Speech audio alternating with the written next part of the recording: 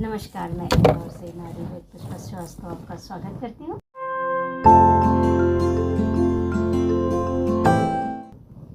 आज हम चर्चा करेंगे भोजन, आहार पर। आहार कैसे लेना चाहिए ये तो मैंने आपको बहुत बार बताया। भोजन करने के बाद हमारे शरीर में क्या क्या होता है। जो भोजन करते हैं उसी से हमारा शरीर बनता है और उसी से हर चीज़ शरीर की बनती है। जैसे हम भोजन करते हैं, भोजन करने के बाद उसका रस बनता है। उसमें कई तरह के, जैसे पित्ताशय में तिल्ली से कुछ केमिकल्स निकलते हैं, ऐसे 5 तरह के चीज़ें मिलके वो रस घुलकर अमाशय में आता है, फिर आंतों में जाता है। तो भोजन करने के बाद हमारा भोजन का रस बनता है और रस हमारा फिल्टर होता चला जाता है। अंदर तंत्रिका तंत्र है, सब मशीनें हैं, सब मशीनें अपना काम करती रहती हैं। भोजन का जब रस बनता है, रस फिल्टर होता है, गंदगी बाहर निकलती जाती है एक के बाद एक। मैं किसी दिन पूरा बताऊंगी कि किस चीज़ की कौन से मैल निकलता है। थोड़ा सा प्रयास कर रही हूँ अभी। भोजन का हमारा जो रस बनता है, रस फिल्टर होता है और मल मूत्र के साथ गंदगी निकलती है। क्षार जो असली तत्व है वो रक्त में बदल जाता है। भोजन के बाद हमारा रक्त बनता है, फिर रक्त फिल्टर होता है तो रक्त की गंदगी है जो पसीने के रास्ते से निकल जाती है।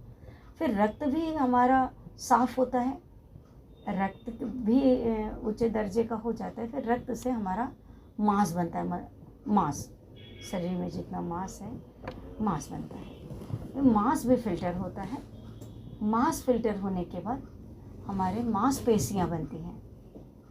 मांसपेशियाँ बनने के बाद हमारा हड्डियाँ बनती हैं। हड्डियाँ भी फिल्टर होती है, हड्डियों में भी सफाई होती है। हड्डियों का भी मैल निकलता है, जो नाखून बढ़ते रहते हैं हड्डियों का मैल होता है। फिर मज्जा बनती है। मज्जा भी फिल्टर होती है, जो कानों के अंदर वैक्स होता है वो मज्जा का मैल होता है, तो वो भी फिल्टर होती है। फिर मज्जा के बाद में, मज्जा बनने के बाद हमारी दूसरी स्टेज होती है पुरुषों में व्रीय, महिलाओं में अंडे। कई बार आप सोचते हैं कि व्रीय की क्वालिटी बहुत ख़राब है या अंडे ठीक से नहीं बन रहे हैं, तो ये सब चीज़ हमको सप्तधातु शोधन में आती है। फिर अंडे और व्रीय बनने के बाद भोजन से, देखिए कहाँ तक हम आ रहे हैं। फिर उसके बाद में क्या होता है कि अगर हमारा ये सब कुछ बहुत अच्छा रहा, आहार हमारा अच्छा रहा, तो ये सब फिल्टर होकर मैल कम निकलेगा, गंदगी कम रहेगी शरीर में, तो हमारा अंडे या व्रीय बहुत अच्छा बनेगा। फिर व्रीय भी फिल्टर होता है और व्रीय जब फिल्टर होता है तो मुहासों से उसका मैल निकलता है व्रीय का, और वो फिल्टर होने के बाद अगर वो भी बहुत अच्छी क्वालिटी का है तो ओज, चेहरे पे ओज आते हैं, जिसको ओरा भी बोल सकते हैं और आभा मंडल भी बोल सकते हैं।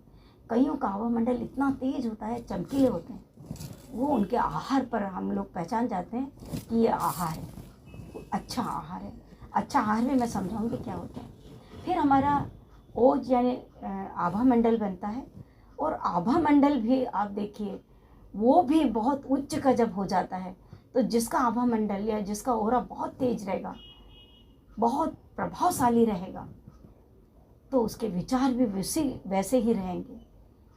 और विचार आपके बहुत अच्छे हैं तो स्वाभाविक है कि आपके कर्म बहुत अच्छे रहेंगे। और आप जानते हैं कर्मों का लेखा जोखा तो होता ही है। अगर आपके कर्म अच्छे हैं तो आपको मोक्ष की प्राप्ति होती है। हमारे पुराने लोग कह गए कि खाए के गाल और नहाए के बाल कभी नहीं छूटते हैं। बड़े बूढ़े बोलते हैं, जैसा खाए अन्न वैसा रहे मन। ये देखिए, यहाँ रहस्यमय बातें छुपी थी उनके इन्हीं शब्दों में, उनके इन्हीं कहावतों में। अब भोजन कैसे करना चाहिए, ये तो एक बहुत लंबा विषय है। मैंने बताई कि अगर हो सके तो आप केले के या मिट्टी के पात्र में भोजन करें। और मैं हमेशा बोलती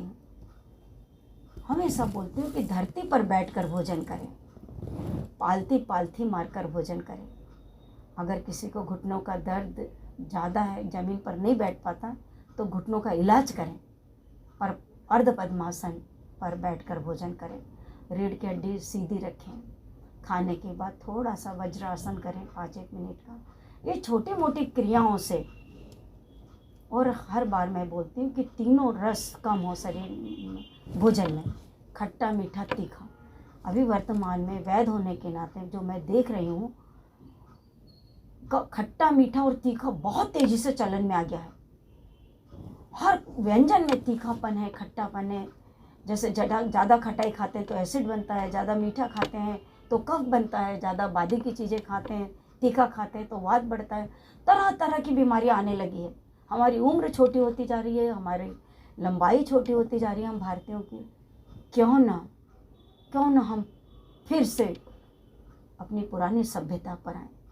मैं हर बार बोलती हूँ कि पहले याद करिए कि हम एक कुचालक यानी लकड़ी के पटिए पर बैठ के भोजन करते थे और साथ में लोटा और गिलास रखते थे और पानी पीते थे।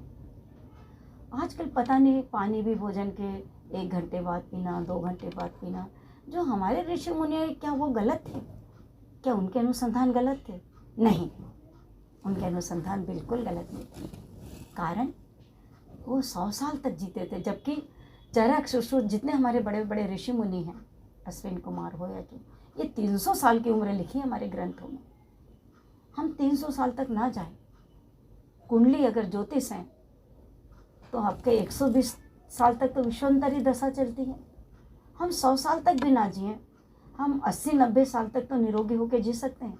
लेकिन मैं एक बात और बता दूँ, हम 70 साल तक जिए या 90 साल तक जिए, निरोगी जिए, खुद पर निर्भर होकर जिए। मैं कई उम्र दराज लोगों को देखने जाती हूँ। मैं खुद बोलती हूँ कि भगवान, इस तरह का बेड रेस्ट पर इंसान की मौत नहीं होना चाहिए, चलते फिरते होना चाहिए। और वो जब भी संभव है जब आहार सात्विक लें, धरती पर बैठ के खाना खाएं, खूब चबा चबा के खाएं। आप खुद स्वयं अपने आप से पूछिए, आप तनाव में भोजन नहीं करते हैं? दुनिया भर का तनाव रहता है।